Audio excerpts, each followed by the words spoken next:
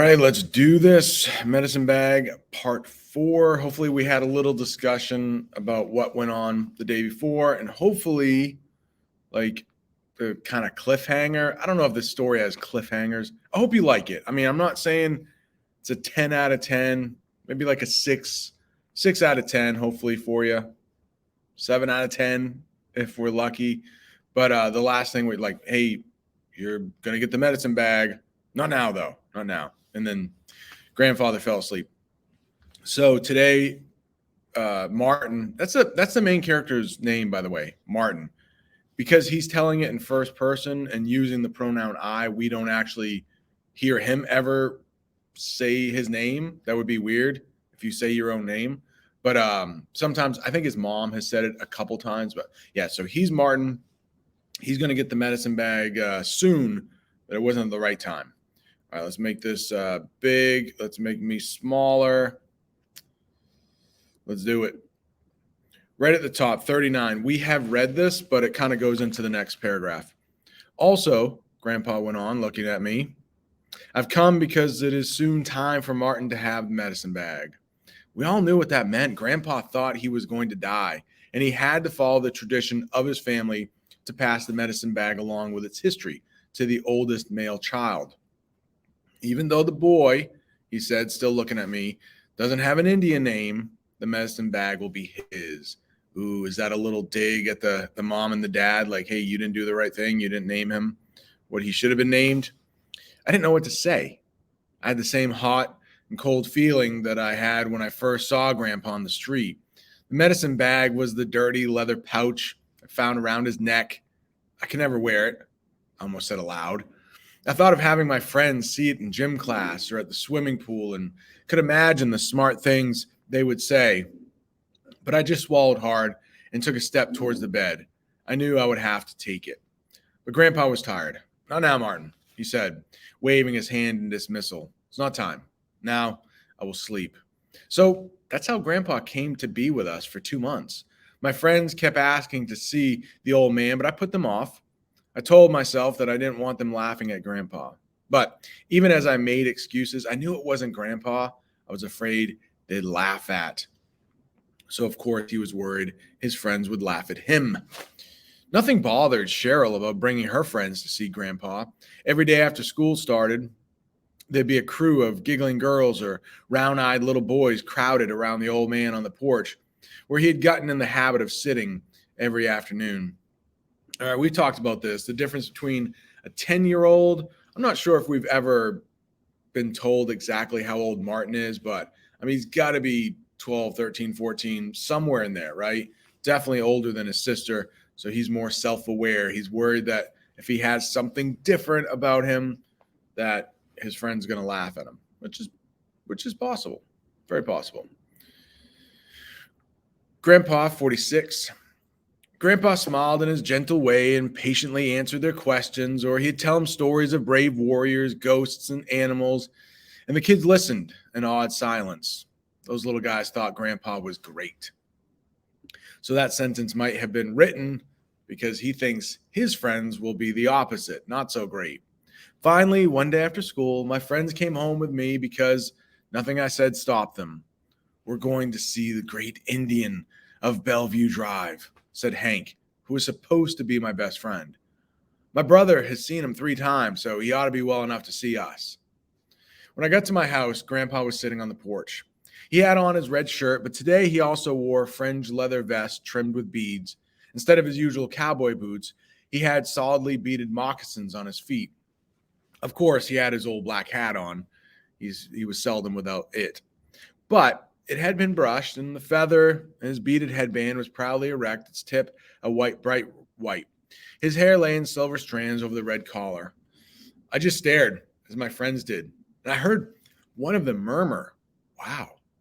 Grandpa looked up. When his eyes met mine, they twinkled, as if he were laughing inside. He nodded to me. My face got all hot. I could see he had known all along. I was afraid he'd embarrass me in front of my friends. So again, he says, how seems like it's probably saying hi, but in whatever that is, hoxilas. probably means boys. He's probably just saying, hey, boys. He greeted and held out his hands, or just one of them, hand. My buddies passed in a single file and shook his hand as I introduced them. They were so polite, I almost laughed. How, Grandpa? And even a, how do you do, sir?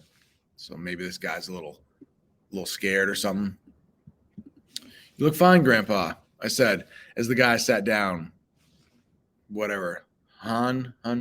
Yes, he's probably just saying there. I agreed. He agreed. When I woke up this morning, it seemed the right time to dress in good clothes. I knew my grandson would be bringing his friends.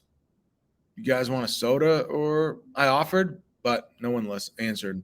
They were listening to Grandpa as he told how he killed the deer from which his vest was made. Grandpa did most of the talking. I was proud of him and amazed at how respectfully quiet my friends were. Mom had to chase them home at supper time. As they left, they shook Grandpa's hand again and said to me, can we come back? But after they left, Mom said, no more visitors for a while, Martin. Grandpa won't admit it, but his strength hasn't returned. He likes having company, but it tires him. Top of 58. We can pause here just in case anybody has anything. They've been dying to say this might be a good time to do it. So pause. Now we're back. Yeah, there were a couple, I'm not sure if anybody said it, but there were a couple hints there that like Grandpa's time on this earth with them, not much longer, right? I think Martin tells us, he's like, that's how Grandpa came to stay with us for 2 months. So it looks like, the end is near for this poor guy. And also, like right before he dies, like he should give the pouch to Martin, the medicine bag. So those two things should happen like pretty soon. Martin gets the bag, Grandpa dies. Anyway, let's get back to this. Make this bigger. Not too much more here. Maybe look at on the side here. Close read. Annotate. Again, if I was a really good teacher, I would ask you to write this stuff. But maybe, as a really good teacher, it's better to talk about this. I'd rather talk about this stuff. So paragraphs 59 and 60, we're going to be reading those pretty soon. It highlights the whole thing. But over here, shows how Martin feels. Why might the author have chosen to include this information? What do these details suggest about Martin? So I got to read one more paragraph first, but then when we get to these two, like, what is the author trying to tell us about Martin? That evening, Grandpa called me into his room before he went to sleep. Tomorrow, he said, when you come home, it'll be time to give you the medicine bag. So probably two things are going through Martin's mind, like, I don't want this thing, and I don't want you to die either.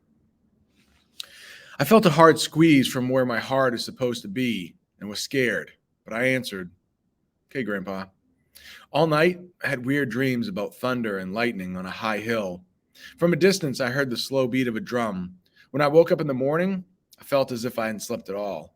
At school, it seemed as if the day would never end. And when it finally did, I ran home. Don't you hate that when you wake up in the morning and you're like, man, didn't even feel like I slept. All right, so why do you think the author wrote those? What are we trying to get out of Martin? Pause there, and then we'll come back. All right. Hopefully we're back. Just a couple more paragraphs.